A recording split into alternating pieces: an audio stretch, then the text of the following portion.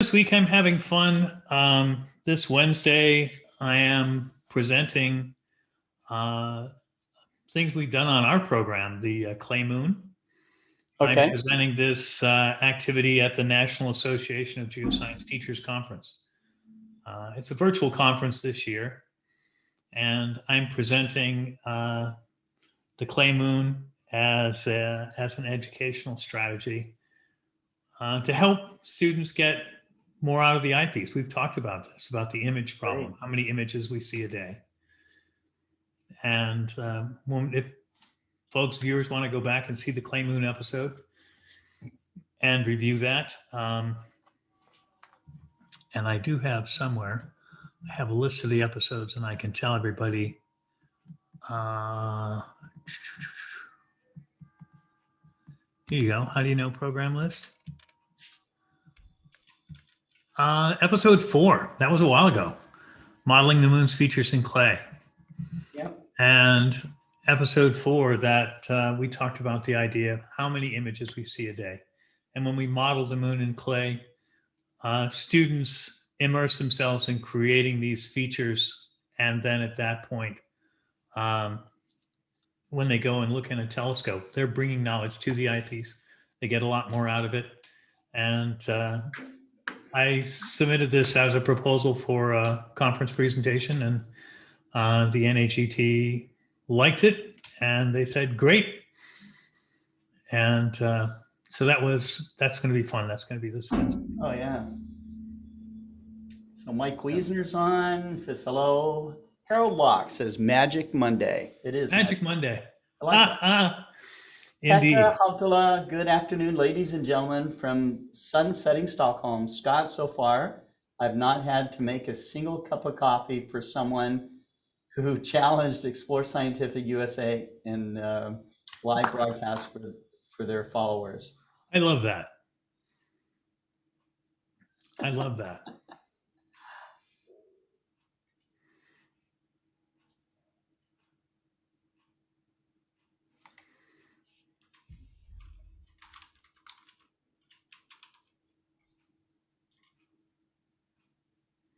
Well, I love the topic today, measuring Earth's rotation. Indeed. I mean, you know, that should be something that you should have to do before you graduate high school, right? You know, it's a fascinating idea. If you can't measure Earth's rotation, then, should you even be allowed to graduate? Yeah, well, every 4 years I would put up on the chalkboard, Barth for emperor, vote for me and I'll fix all these little problems for you. For emperor, yeah. Yes, Barth for emperor, because I don't want to deal with Congress. It was kind of a running joke. And so every once in a while, an old student will write me back, Barth for emperor. And I said, remember in November, Barth for emperor. And because kids would bring up problems. Well, shouldn't we have to do this? Why can't we do that? I would say, remember, vote for me in November, Barth for emperor, and I will fix all these little nagging problems for you. I would never. Yep. Ryan Fanning says, hey there from Jungle Hot, Jersey. Wow, cool. Jersey. I have been back east when it's jungle hot, and it gets sweaty. Yeah. The East Coast, and you get the Gulf Stream coming up, and it just spikes the humidity. Oh, yeah. You can cut through it with a knife. Yeah. Yeah. Yep. Not fun. The Midwest gets that sometimes. Mike Wiesner says area where I grew up near Lake Michigan. Oh, yeah. We would get the eastern flow off the lake. Oh, my God. Yeah. Yeah. Mike Wiesner says, looking forward to learning how the flat Earth rotates. Yay. You can see from this illustration up here right now that these two rounders are creating a flat. I don't know. Never mind. I like that. I love that. I'm thinking somebody had to put in some serious computer time to generate that. Oh, yeah, absolutely. And I was just looking at the two of them, the way they're rotating, and I'm wondering if they would indeed be spiraling in. I'm trying to figure this out.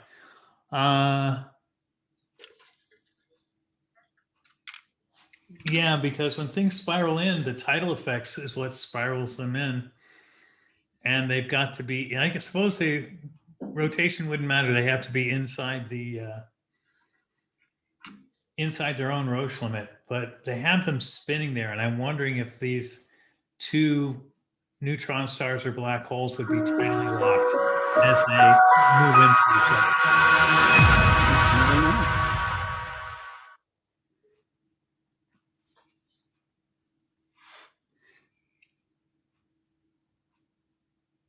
Well, they can look in the night sky, and there are websites that will describe the exact viewing geometries that will allow them to see this very special conjunction where our two nearest neighbor planets, our brother planet Mars, named for the god of war, and our sister planet Venus, the goddess of love, will both appear. And so you'll be able to see that in the night sky after dusk, and the exact details are available on various NASA websites.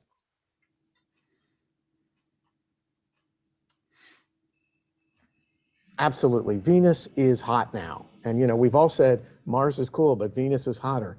And right now, NASA has selected 2 Venus missions to explore our sister for the first time in decades.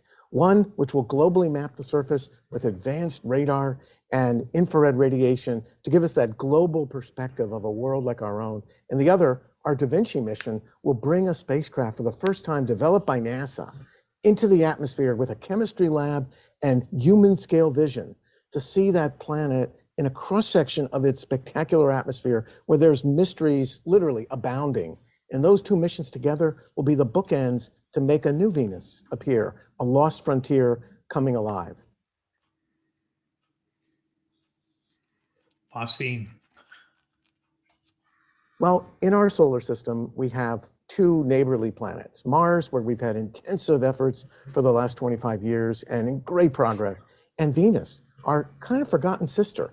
And so Venus, rather surprisingly, offers greater clues to possible evolutionary pathways for big Earth-like planets like our own, both in our solar system and beyond.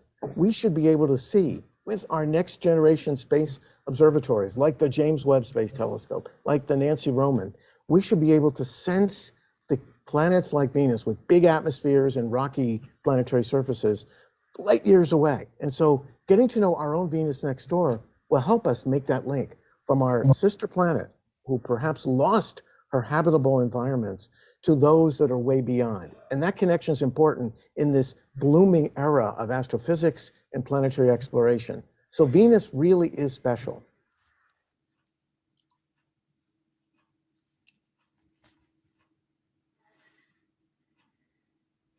So people can go to solarsystem.nasa.gov on the web, and they will see details of our next voyages to Venus with Da Vinci and Veritas, and connections to past missions like the Magellan mission of the 90s and all the way back to the 70s. Venus is our new frontier, and we're so excited to be going.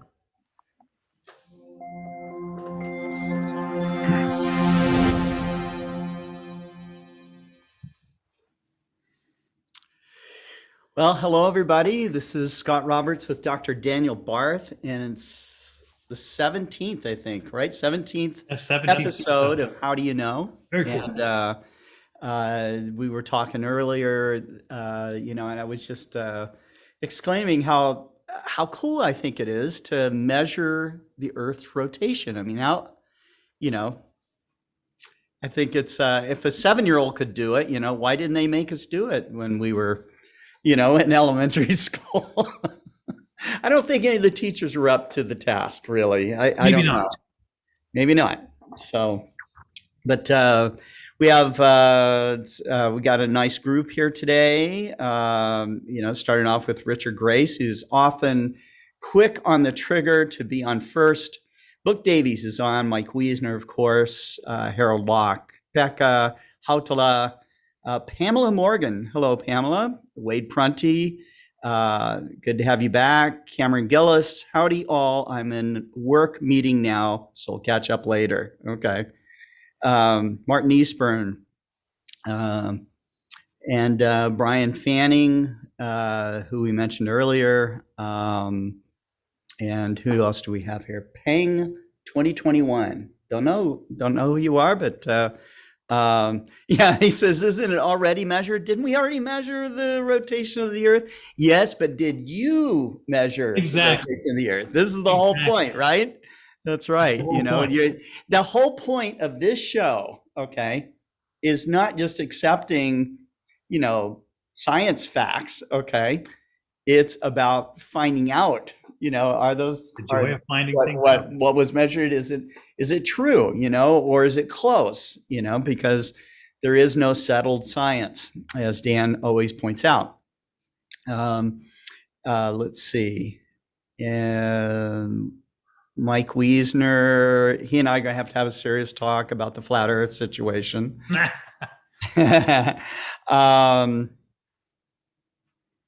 Let's see. And any others here? Andrew Corkill, it's great to have an observatory in the backyard. I go out every clear night. I don't always open the dome. The past few nights, I'm doing variable star measurements with binoculars. So sometimes I think Andrew just kind of goes into his dome man cave, okay, to hang out and decompress. Yeah. Paying 2021 says, I just left it up to NASA to measure it. Okay. But we want you to measure it. So that's right. And measure if you have kids or cousins, or if you're an uncle or whatever, and get them involved. Okay. And so I'm going to turn it all over to you, Daniel. Well, thanks, Scott. This whole project, this whole idea started, I don't know, more than 20 years ago. And as many of my best ideas have come from my astronomy classroom, where students ask questions and we sit and we think about it. And somebody looked at me and said, well, as the moon rises, can you go ahead and measure? And so I'm going to use our screen here. So I've got a little moon here, and if this is rising through our frame, and somebody said, well, can we measure that? And we can find out how wide the moon is and how long does it take to rise above, say, the edge of a building. And we said, okay, let's try that.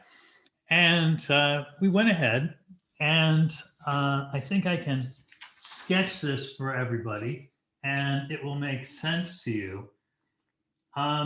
Essentially, what we were doing is we were looking at the moon, and this is a very terrible sketch, so you'll excuse me. We were looking at the moon and saying, well, gee, we want to measure it as it rises above the horizon. And everybody knows the moon is about 1/2 degree wide. And so if you think about that, you do the math, you realize, oh, okay, 1/2 degree wide, it should take about 2 minutes. And we just took a video camera out there and we put a piece of cardboard. So we had an artificial horizon and we could watch the moon rise above this artificial horizon. Then we would just raise the cardboard and we taped it, I don't know, 5 or 6 times so we'd have duplication. And we said, all right, now let's go and see. Well, we realized that, first of all, the moon wasn't rising perpendicular to the horizon. And so we had to say, all right.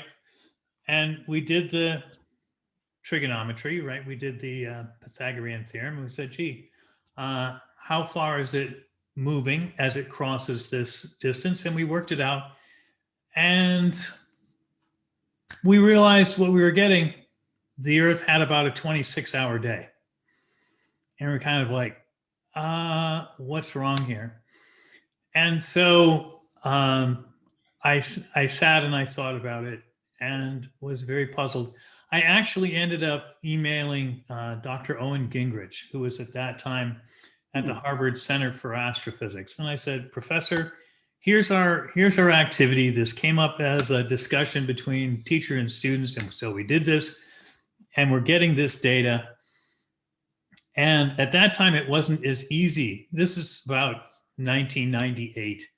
And so although there was internet, we didn't have the robust Library of Alexandria, Ask Google, Bing, Yahoo, whatever internet we have today. And so finding the the ephemeris data for the actual angular size of the moon was not as easy, but we found that. And he looked at this and he says, I don't know why this is not working. It should be working. And I actually called Dr. Gingrich up, and we had a discussion, and we both had an aha moment. And we realized why we were getting too long a day.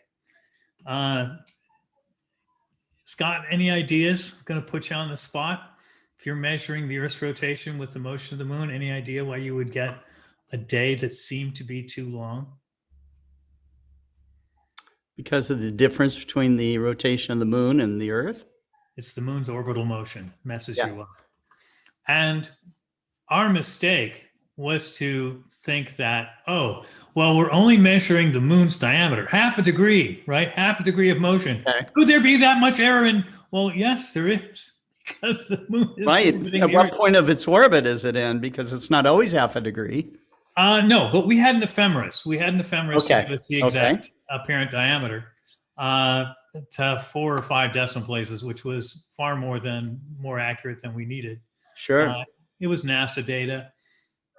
And we realized, oh, okay, well, the moon's orbital motion must be taken into account. Well, at that point, this lab activity was relatively complex. It required trigonometry. It required a video camera. It required precise measurement. Actually, it was very old school. We were recording onto VHS tape. Okay. And we were playing it back on a television screen. And this is an old-fashioned CRT 32-inch television in the classroom. Wow. And we were actually going ahead and taking erasable whiteboard markers. And we were drawing graphs on the television and measuring with rulers on the TV screen. So it was very old school, but very cool. The math was really quite complex. We were on the boundary of where my high school kids could do. I was having to teach them the trigonometry to get the lab done. Yeah. And it turns out when we corrected for the moon's motion, wow, we got an answer of the Earth's rotation within about 10 to 15 seconds. We were literally right on the money. And everybody was like, wow, this is great. This is a fun activity. Well, over the years, what I've done with a lot of the original astronomy labs that I taught is try to figure out how can we scale these. In education, I refer to scaling. Can you take an activity and adjust it for grade and mathematical, grade level for a student, mathematical level for a student? And that applies to adults too. It's not just literacy we're talking about, but how familiar are you with the subject, right? And the idea is with the Astronomy for Educators program, boil everything down, provide the most elementary presentation you can make, and then allow the individual or the teacher to add in the mathematics as we go. Sounds And reasonable. so that's what we're doing today. And this whole activity boiled down to, can you precisely measure the moon's position? Can you measure the moon's position? And it turns out, yes, you can. And when I started doing this, and I have a lovely lensatic compass here, and this is really nice because it has a little telescope in the end here. So when you're out looking, you can look in there and you can get a very precise idea of the angle and everything else. So this is a very nice way to get you azimuth. But of course, like so many other things today, the old-fashioned Boy Scout compass has been replaced. And what most of us have now is something like this. It's a compass app, right? Oh, I have an app for that. It seems to be the slogan of the early decades of the 21st century. True. I have an app for that. Well, so with I have an app for a compass, most everyone has a cell phone. And even if you're talking about a very young child, mom and dad probably have a cell phone. And if you don't have a cell phone, well, yeah, you can still go ahead and get an inexpensive Boy Scout compass and do this relatively easily. Back in the day, teaching this in the 80s and 90s, I basically designed a little instrument called a quadrant for measuring distances in the sky. And I went back to Kepler. And basically what we did, you do a little trigonometry. You realize if you have a 57.3 centimeter radius, then 1 centimeter gives you 1 degree. So what we did is we took dowel rods and we epoxied some washers to get an exact length. And we took a plastic ruler and some string and strung it like a bow so the plastic ruler would bend. And you could hold it up to your eye and you could measure angles really precisely. Very cool. Again, very cool. It took some time to make these things. It took a little money to make these things. You had to buy the dowel rods, the washers, the epoxy, the plastic rulers. The plastic rulers would break. And so once again, considering, gee, how do we simplify this? Well, it turns out through a quirk of human anatomy and geometry, most adults have an arm reach that's about close to 57 centimeters. And so for most adults, if you're holding a ruler at arm's length, 1 centimeter on your ruler gives you 1 degree of arc. And what I came to realize, and I was like, I struggled with this for a long time. Well, but not everybody, you know, there are short people, tall people, long arms, shorter arms. But then I had this aha moment. If you're always holding your own ruler at arm's length, your arm length isn't changing appreciably, right? You stretch your arm out, and whatever the radius is, you've always got it. So if you're approximating 1 centimeter gives you 1 degree, then you're going to have a consistent measurement. Whether or not it's a precise measurement, it will be a consistent measurement of angular distance. And so sounds came reasonable. up with this idea, we can measure altitude and azimuth positions of the moon. And of course, we have 2 primary ways of measuring the sky. The altitude azimuth method is basically pointing and saying, look over there, it's a bird, it's a plane. Sorry, old joke. But alt-az is simply pointing. We point our Dobsonians, but what we don't think as people, since time immemorial, oh, look at the moon. And we point in altitude, and we point in a particular direction, which is azimuth. And the altitude azimuth system is always centered on the observer. The center of the universe is I am here. And when I point and I measure how high off the horizon, what's my direction, I'm measuring from the precise place on Earth where I am. Altitude azimuth. And of course, so if I have a friend in Cincinnati or Stockholm or, you know, Sydney, Australia, everybody will get a different altitude and azimuth. If we're all looking at a comet, if we're all looking at the crescent moon, the conjunction of Mars and Venus, for everyone. And if we were on Global Star Party and we said, okay, everybody go out and look right now and measure your altitude and azimuth. So take your compass and go ahead and measure. Okay, here we go. I'm looking through the lens. I've got it. Here's my azimuth. And for my altitude, I can hold my ruler at arm's length and I can go ahead and measure. How do I measure? I simply hold it out horizontally from my eye and I measure up from my eye. My eye level represents the horizon. And so if I'm always measuring from my own eye level up, then I get a very nice altitude. And again, people have argued with me, oh, that's not precise. No, but it is consistent. And in terms of, oh, I want to measure change, I want to plot positions, consistency is fine. We don't have to go all the way to Tycho Brahe, where we're getting measurements which are precise within a fraction of a degree. We can simply have consistent measurements because the changes, we're not measuring position as much as we're measuring change in position. And we're trying to use the change in the moon's position to measure Earth's rotation. And so if we're consistently measuring change in position, to be consistent is usually satisfactory.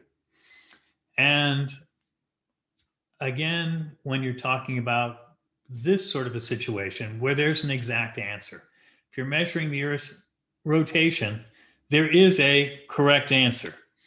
24 hours, 0 minutes, 0 seconds if we're doing sidereal rotation. And so we're saying, oh, in this case, we know an answer that we're expecting. So are we going to get a precise answer? No, we have to allow for the idea that we've got some error. So what are we going to do with this, Scott?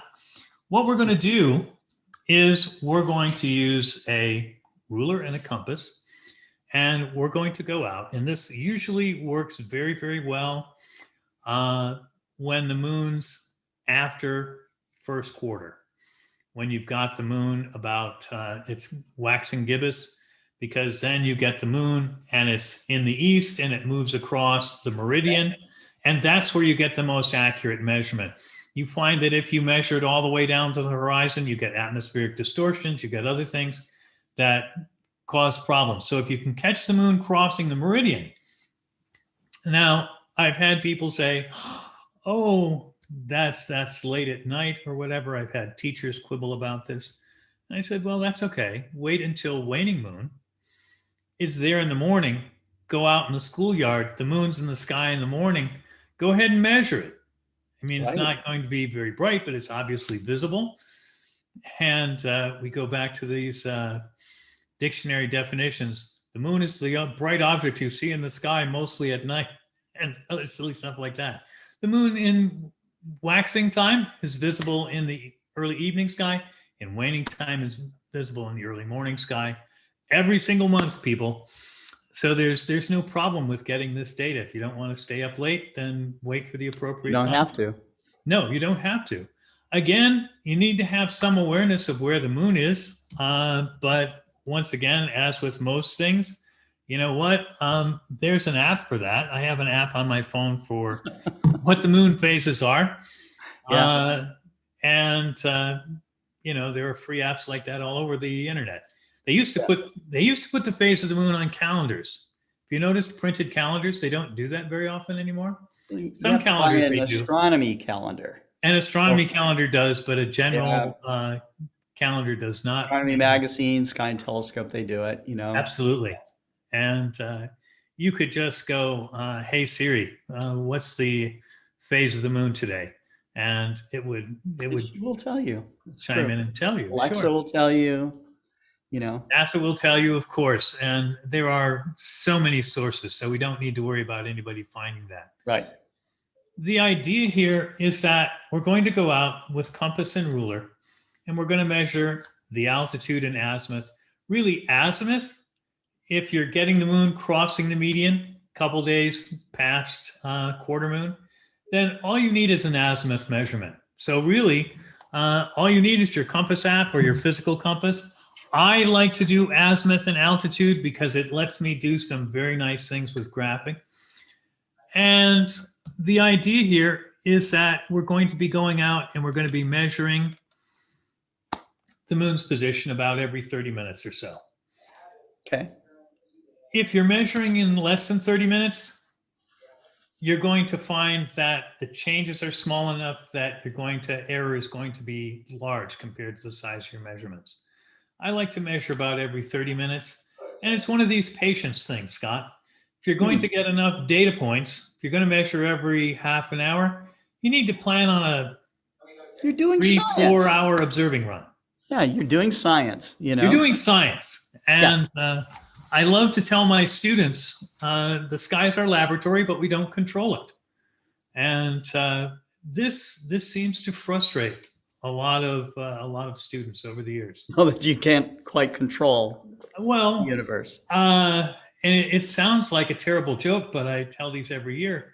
I have had not just students, but I have had university professors and deans. Thank God, not at the University of Arkansas where I work now, but my last college, which shall remain nameless, we had a change of deans, and he came to me and said, "We're getting complaints about your astronomy program." I said, "Oh, really?"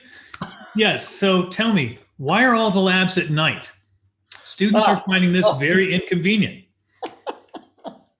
And at that point, you very much, you want to be professional. You don't want to be a smart aleck. There's not a lot of words though, right? But I said, well, I settled on the sky in the daytime is very boring. There's only one star visible. And he thought about that for a minute, and then he scowled. And he said, but you're also having students go out a couple of miles away from campus. Can't you just do this in the parking lot where it's well lit? And again, Oh, well, boy. I need from you a list of the exact times when all your labs are going to be. Why are they always different? I said, well, it gets dark earlier as we move into the fall. So I usually schedule them for the hour after sunset.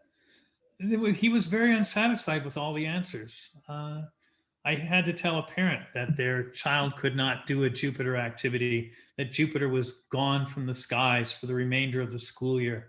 And the parent looked at me very seriously and said, well, you're the instructor, bring it back.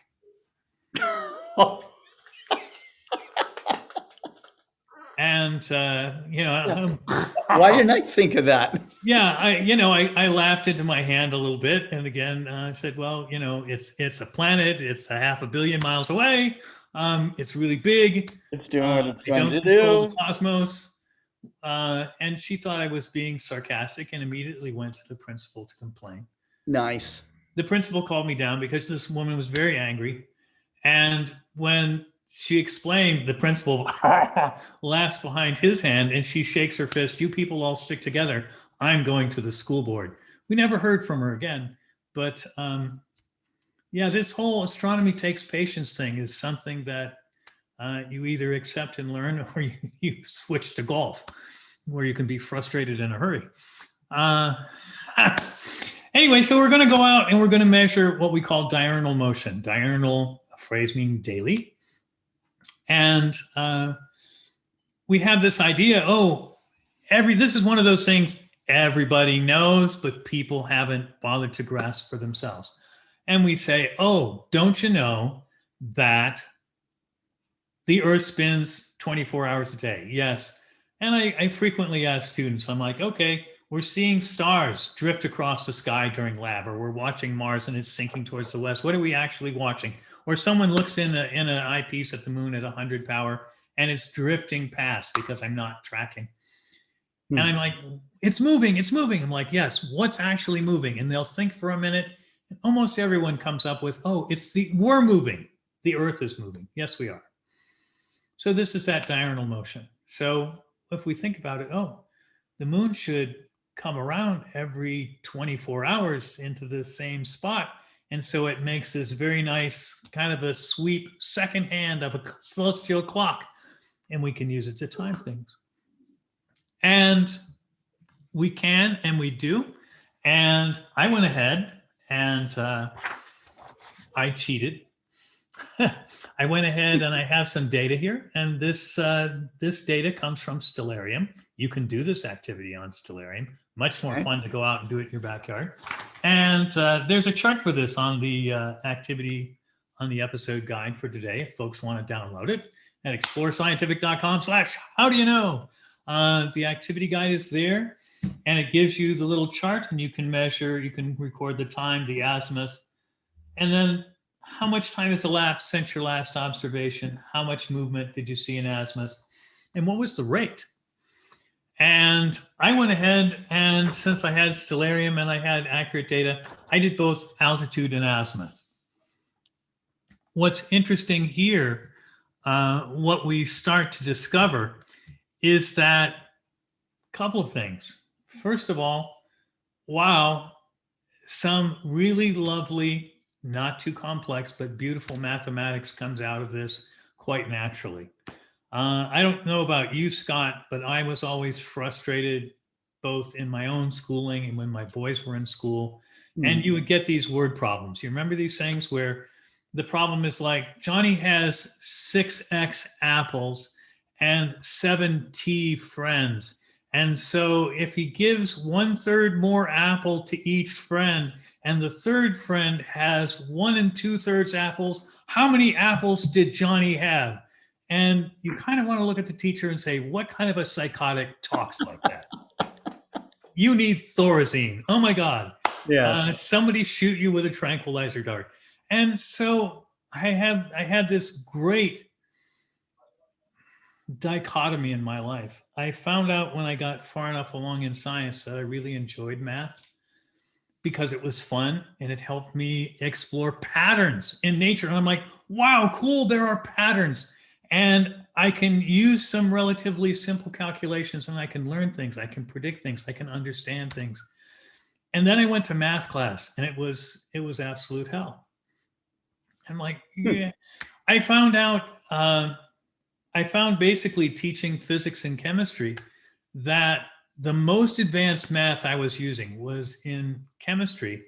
And we were using stuff that kids had learned in 7th and 8th grade, but had literally not applied for 5 years. And, real quadratics and equations like that, balancing equations and reaction rates. And you start to get into some fairly sophisticated mathematics. Physics can really be understood on a basic level with some essential trigonometry and algebra.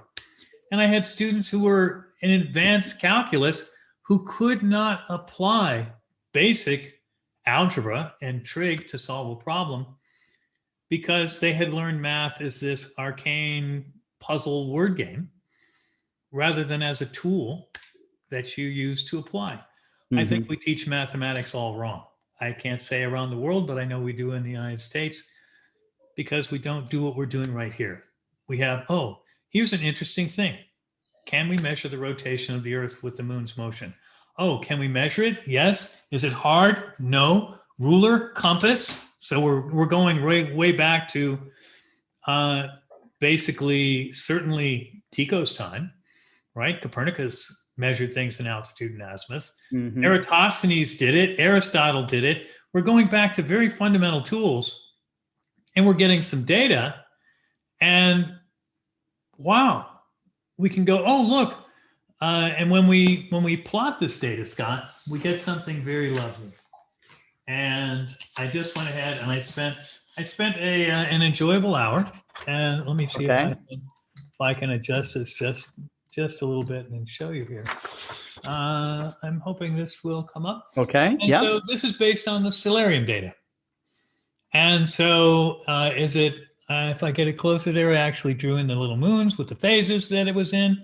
And this was based on first quarter moon, and I tracked it to the horizon over about 3 hours time. And you can see that I have the azimuth data on one side and I have altitude data on the other. And so we got this nice thing. Cool. And so we realized, the moon's not coming down vertically east to west. It's tipped at an angle, and so it's sliding on a diagonal. And so we go, we look at this data and we realize, every time the moon moves, it moves a certain amount in altitude and a certain amount in azimuth. And surprise, we have a right triangle. And remember the Pythagoras thing? Finding the a squared plus b squared equals c squared. And you go, oh my God, I'm actually plotting the distance that the moon moves along an angle each period of time. And if I have a distance and a period of time, I get a rate of motion. And so it's kind of interesting because when we measure this, we find out a couple of things. We find out that when we look at the data and we find out something really interesting, when we start with the moon is near the meridian, we get a higher rate of motion and it seems to decline as the evening goes on. But if we average out those several hours of data, we get, there we go, about 16 degrees per hour. And all of your astronomers who know about tracking know the sky moves at 15 degrees per hour. And then we realize, this comes out with a 25-hour, 41-minute, 56-second day. And so we have this Lovely thing.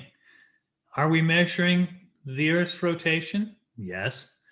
Are we getting the result we expect? No. No. And what's really fun is when you do this with students and they know the answer they're expecting. And so they get down to the end and they go, we've done it wrong.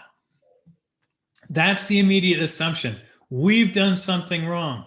And I go, no, you haven't. You haven't done anything wrong. You've done it precisely right. And well, darn it, how can this be? How can we be doing it correct and coming up with this time for the Earth's rotation that's more than an hour off? How can this be correct? And it takes students a while, and I just go ahead and let them struggle with this. And eventually somebody will come up with the answer you came up with. Oh, but isn't the moon moving? Would that screw it up? And you go, okay, well, now you can jump into some hypotheses. And you got out your globe, right? You got out your thing and you just say, okay, here's the Earth, here's the moon. So if the moon's moving east to west or west to east, how would that change your measurement? And you get into some really nice analysis where you say, okay, well, what if the moon, which way does the moon seem to be going? Well, it seems to be going, of course, it goes in the west. Everything rises in the east, sets in the west. I'm like, okay, if the moon was moving westward around the Earth, what would that do to your time? And you realize, oh, if it's moving westward, it would sink into the west more rapidly than we would expect. And so we would end up getting a shorter day. And so this brings students and astronomers alike to this contradictory idea. Wait a minute, the moon orbits from west to east. And people often, that's a cognitive stumbling block. You go, wait, what? The moon orbits from west to east? Well, yes, that's what the data seems to indicate, because if it was going the other way, we would come up with like a 23-hour day instead of a 26-hour day. And at that point, you go, well, all right, can you prove the moon is orbiting? And how would you do that? So at this point, we've brought people up to the mark and we've said, here we go. How can we do this? And so it doesn't take very long. And somebody realizes, oh, well, how long does the moon take to go around once? Because if we're talking about the Earth's rotation, obviously it happens every 24 hours. And so in a few hours, you can get a decent slice of the rotation. And you start realizing, oh, if we're going to actually measure the moon's motion, then we've got to go ahead and start. And we can't just measure it on one night. We're not going to get enough movement in the course of one evening, to be sure. And so at this point, we go to a second stage and we go ahead and see about measuring the moon's motion at the same time over a significant number of days. Okay. This is an interesting activity because this leads students into some real, and people into some real science, because oftentimes your data is incomplete. You have cloudy weather. Here in Arkansas, Scott, as you know, we've had a very cloudy spring and summer. Yeah. It's been ridiculous. The number of clear nights, I can count them on the fingers of one hand. Right. Since New Year's. It's been terrible. Where I taught out in the low desert, California, it was great because unless you were in December and January, it's going to be clear. So the idea is we have to get some data over a period of days and plot the position. What's really neat is you can take this same sort of a graph that I did, and with this second activity, it works well if you're starting from just after the new moon and watching the moon wax for several days. And you must go out at the same time. since the Earth's rotation makes the moon appear to move across the sky if you want this activity to work. Whereas the first activity, you just measure at any time you like over a period of a few hours. For the second phase of the activity, you have to go ahead and set your alarm and go out. Okay, we're going to go out precisely at 8:30 p.m. and we're going to measure this every day for a number of days. And you can take it across the 7 to 10 days and you can get some nice data. What's really interesting, if you go ahead and plot that, and I'm hoping I can sketch this so that people will be able to see it. When we're measuring the moon setting and when we're measuring the moon over a period of days, when we measure the moon setting, what we see is, oh, we're seeing a curve that goes from east to west. But when we measure the moon over a period of days, we see that the moon's position moves eastward. So what we've got is some very simple tools. We've got a ruler, we have a nice compass or a compass app, and we can go out and we can measure and we can do the math and we can go, oh, all right, I can measure the Earth's rotation.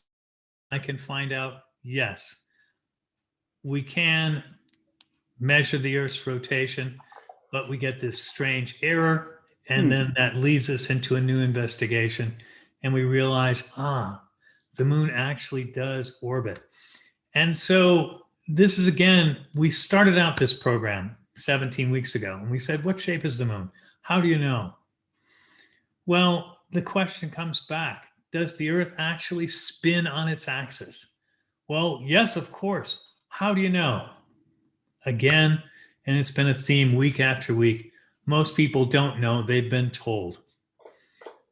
This standard pedagogy we have in school, all of us. Learn, believe, repeat, right? Learn this fact, believe it because I said so. It's in the book, it's on the internet, it was in the video. And then repeat it. Now you're smart because you've believed and repeated what you were told, but how do you know? And in fact, one of the things we find is that we don't know, we believe. And I'm kind of on a crusade to have people, oh, you have a telescope? Does the Earth rotate? How do you know? Does the moon orbit? Which way does it go? How do you know? I would bet that many, many, many people, even very sophisticated amateur astronomers, even professional astronomers, if you said, well, how do you know? Have you done the experiment? Have you actually collected the data? What does it look like? Can you show me? I would bet that a vast number of people in our worldwide community would stall and stumble because they haven't done these simple, Keplerian, Eratosthenes, Aristotelian activities to actually say, yes. And there will be people who say, well, this is silly.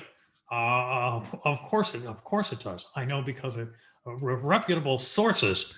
I think we all have learned rather to mistrust our sources in the last couple of years. Trust but verify. Isn't that what Gorbachev said to Reagan? Don't ask me to say it in Russian. I can't do it. But the old slogan, trust but verify, Mr. Reagan. They were talking about nuclear weapons. I'm talking about science in general. Trust, yes, but verify. Yeah. And a lot of people talk to me. I hear it on social media all the time. Hi, I bought this new amazing telescope. I've got a Wonder Sky 2000. Here it is. Now, what do I do with it? I have the tool and it's shiny and it's cool and it's fun. How do I actually engage in this scientific pursuit as an interested amateur? And this is one of the wonderful ways. Think about young children who ask us these simple questions. Why is the sky blue? Why does the sun move across the sky? How come the moon rises at different times of day? And many of us as parents have been, my boys had a different kind of dad. I'm like, oh, sure. Let's go to can we build that? Sure we can. Let's go to the garage. Being a physics astronomy instructor, I had those kind of answers down pat. I mean, other things, not so much. But I think for all of us, the essential idea is to be a citizen scientist. Science is a verb, Scott. Science is a verb. It is not settled. It is not found in books. It is not on websites. It's not on the archive list. It's not in preprints. Science is an activity that we do. We do not do science to prove we are right. We do science to become more right. And are there errors? Oh, well, I'm holding a ruler at arm's length. Is 1 centimeter going to be exactly 1 degree? No, but it will give you consistent data, and it will give you a starting place. You want to build yourself a quadrant? I can send that activity sheet. I'll find it somewhere and send it to you. You can put it up for people. They can make themselves a little quadrant with a dowel rod and a ruler and some string, and actually measure some angles. We do an activity, and we can do this as a how do you know. We'll tackle this next week. How can you measure and plot constellations? Can you make your own star map, Scott? Absolutely. Absolutely, you can, and you can make it quite accurately. And that's what we're going to do next week, measuring the sky. Because all of these things amount to data, experience, and again, is it complex? No, it's not. You can do it relatively simple. You can do it with, basically, I do this with a couple of rulers and a nut and a bolt and some washers. And I'll make sure we get that activity sheet posted early if people want to go get some supplies and participate with us next week. Sure. They can. But this is really a fun thing. And again, I started out originally, I had a very complex device my students would build. And I realized over time, I could boil it down and make it more simple, more elegant, less expensive. Something that actually children could do with their parents out in the backyard.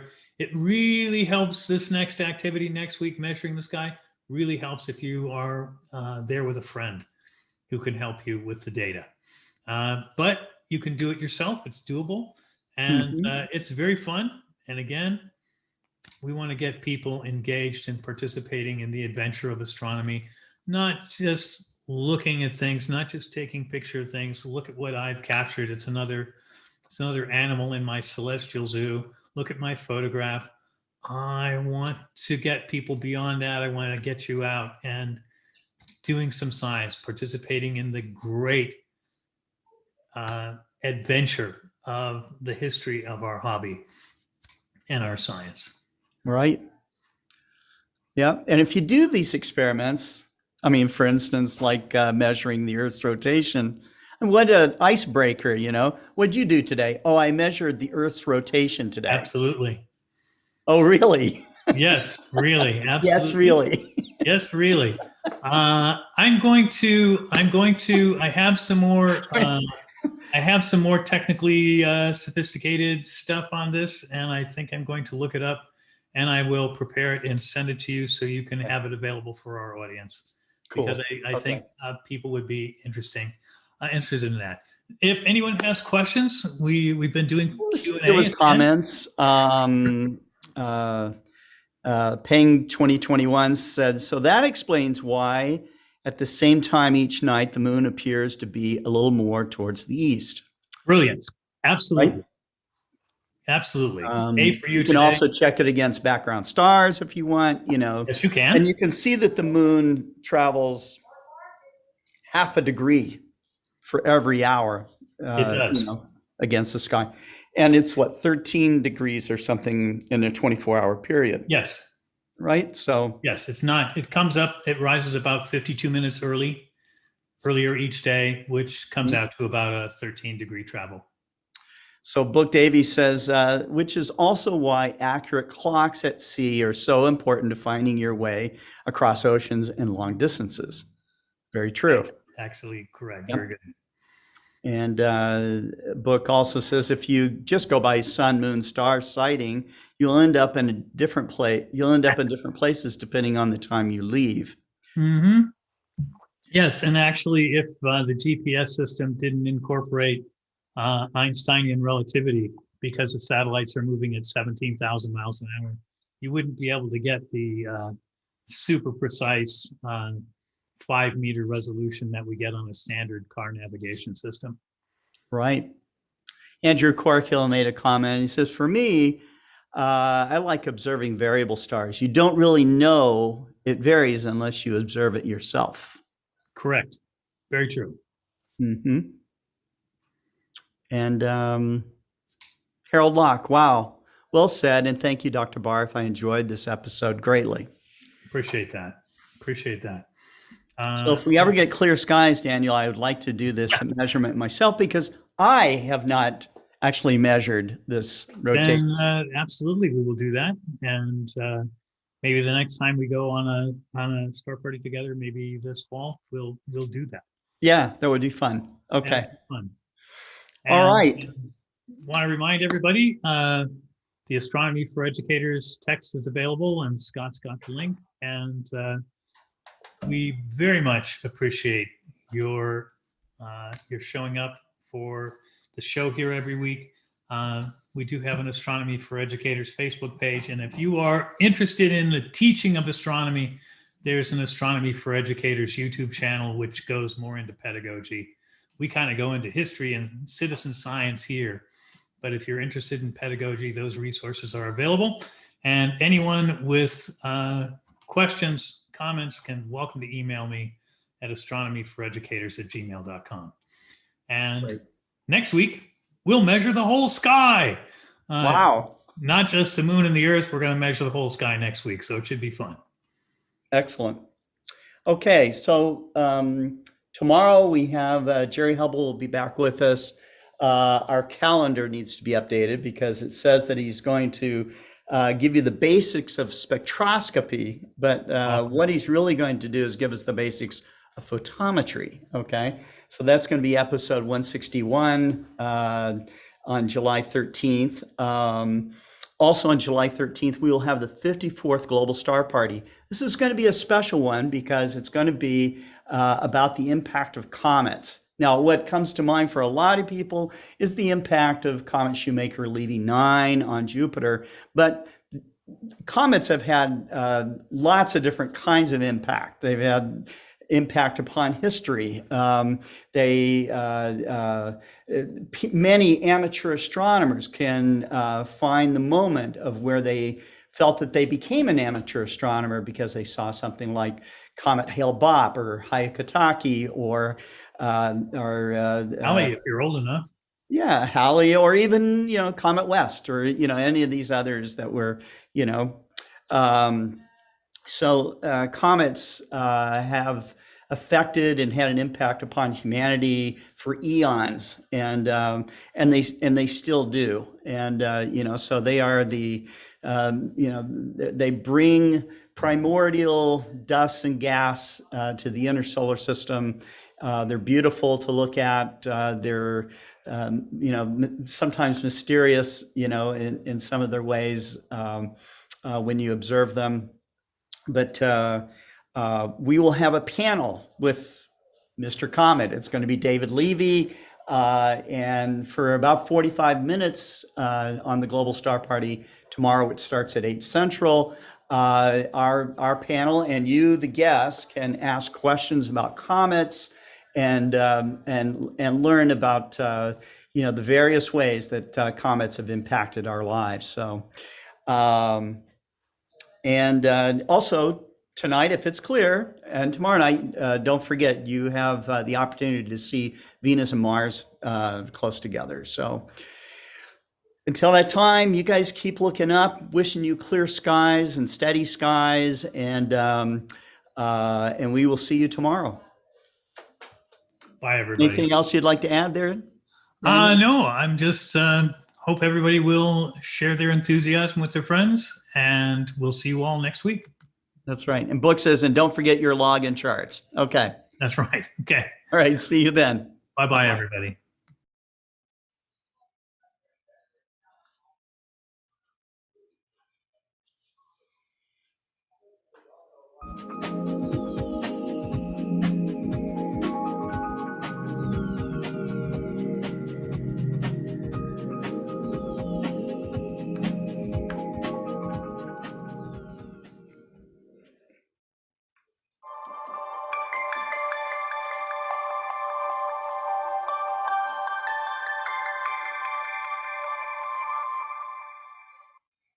Hello, everybody. This is Scott Roberts from Explore Scientific. And today I want to talk about the world famous Galileo Telescope Kit.